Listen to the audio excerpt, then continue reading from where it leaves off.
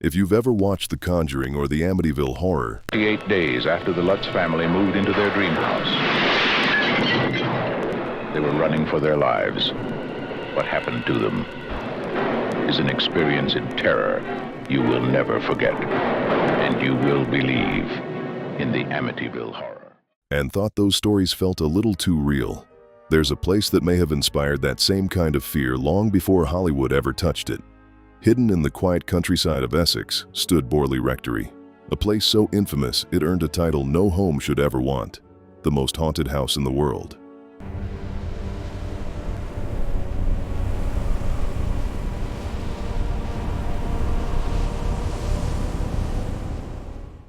What made Borley different wasn't just the sightings, it was the sheer volume of them. Borley Rectory, in the tiny East Anglian hamlet whose name it bears, was once known as the most haunted house in England. Many people, 5 successive rectors, their wives and families, neighbours and visitors, all apparently saw things there. And the legend lives on. Phantom footsteps echoing through empty halls, shadowy figures moving where no one stood, messages appearing on the walls as if something unseen was trying to reach out. Priests, investigators, and ordinary visitors all walked through its doors, and many left with stories they could never fully explain. But what truly set Borley apart wasn't just the fear, it was the consistency. Decade after decade, new witnesses described the same strange encounters, as if the house itself refused to let its past stay buried. Because at Borley Rectory, it was never just a story. It was something that kept happening. Because what happened there was said to be real.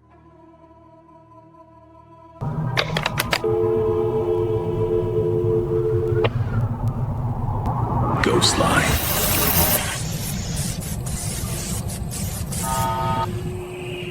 A house that would go on to earn a chilling reputation as the most haunted house in the world. Decades of reports that seemed to repeat themselves, as if something inside the walls refused to be forgotten. The rectory was built in 1862, intended to serve as a home for the local clergy connected to the nearby church. Need it wet or else you'll crack. Aye, hand me the trowel. Keep a level, lads. Coming up with the beam!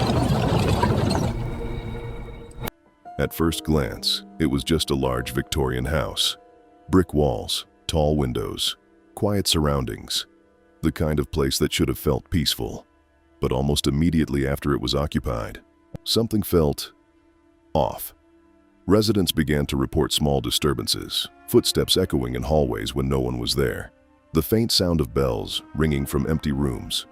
Doors opened just slightly, as if someone had passed through. At first, these moments were brushed aside. Old houses creak, wind moves things. It's easy to explain away a single strange noise. But what made Borley different was how often it happened, and how similar the experiences were from one person to the next. One of the earliest and most persistent sightings was that of a figure moving along the grounds outside the house. Witnesses described what appeared to be a nun, dressed in dark clothing, gliding silently near the garden paths. She was never seen up close, she never spoke. But she appeared often enough that even those who were skeptical began to take notice. Its head bowed as if in prayer. One of the sisters stepped forward, but as she did, it seemed to vanish into thin air. Peter Underwood, who's been investigating Borley for 40 years, recalls meeting the sisters. They were much travelled and intelligent and educated people. Over time, a story began to form around her, a legend of a forbidden relationship between a nun and a monk ending in tragedy. According to the tale, the nun had been killed, her body hidden somewhere near the property. Whether the story was true or not, no one could confirm. But the sightings continued, always in the same areas, always just out of reach. Inside the house, the activity seemed to grow stronger. Objects would be found in places they hadn't been left. Small items would vanish, only to reappear days later in plain sight. Knocking sounds would echo through the walls, sometimes in patterns, as if responding to whoever was listening. Guests staying at the rectory began to experience the same things, often independently of one another. Then came the moments that were harder to ignore. At times, objects weren't just moving, they were being thrown. Witnesses described small stones or household items being tossed across rooms without anyone nearby.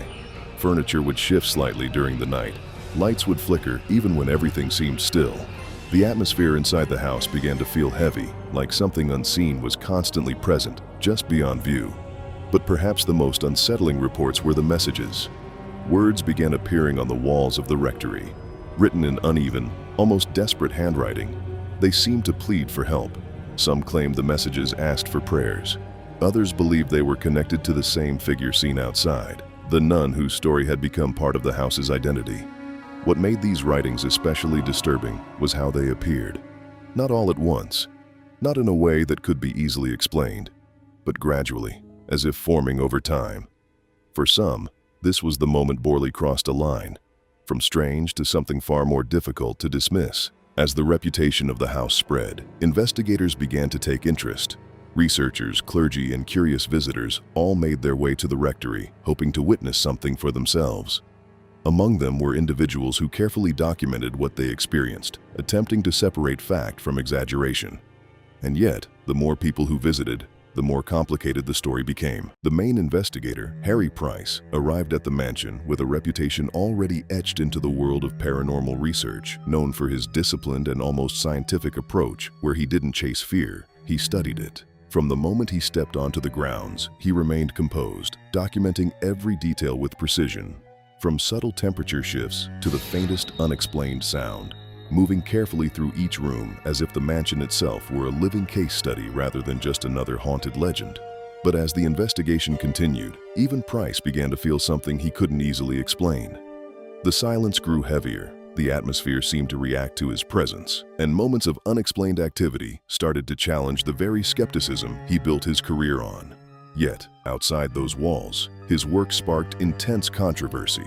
Critics accused him of sensationalizing the case, suggesting that some of the phenomena, like writing on walls or moving objects, could have been staged or misinterpreted. Members of the Society for Psychical Research openly challenged his conclusions, questioning the rigor of his methods and whether he was too eager to prove a haunting. While supporters viewed Harry Price as a pioneer willing to confront the unknown, skeptics saw his investigation as a blurred line between genuine inquiry and storytelling, turning the case into one of the most debated and criticized in paranormal history. Science. Its object is to ascertain by exact experimental methods how far the alleged phenomena of the seance room can be brought into line with normality. Some believed the activity was genuine, evidence of something that could not be explained by conventional means. Others argued that certain events may have been staged or influenced by the expectations of those involved.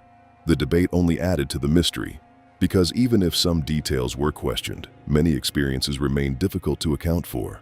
Multiple witnesses, across different periods of time, described similar encounters, the same sounds, the same sightings, the same feeling of being watched. It became less about proving whether every detail was true, and more about understanding why so many people reported the same things.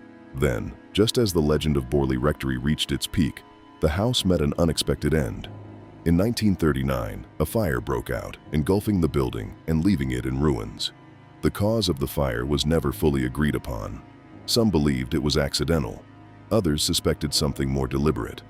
But for those who followed the story, the destruction of the house only deepened the mystery, because even after the building was gone, the stories didn't stop. Visitors to the site claimed they could still feel something there, that same uneasy atmosphere, that same sense that whatever had been tied to the rectory hadn't simply disappeared with the flames. Over time, Borley became less about a physical location and more about a legend, one that continued to be debated, analyzed, and retold. Skeptics point to inconsistencies, to human error, to the power of suggestion. Believers point to the sheer number of witnesses, the patterns in their experiences, the details that seem too specific to ignore.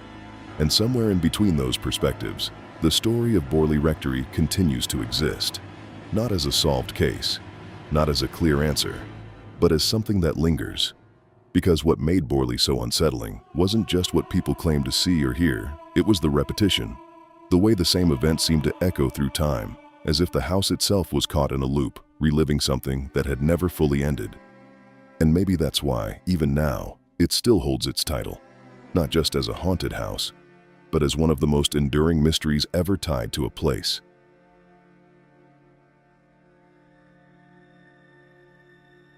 If you're into real stories like this, subscribe to Ghostline Tapes so you don't miss what's coming next, because some of these cases only get stranger the deeper you go.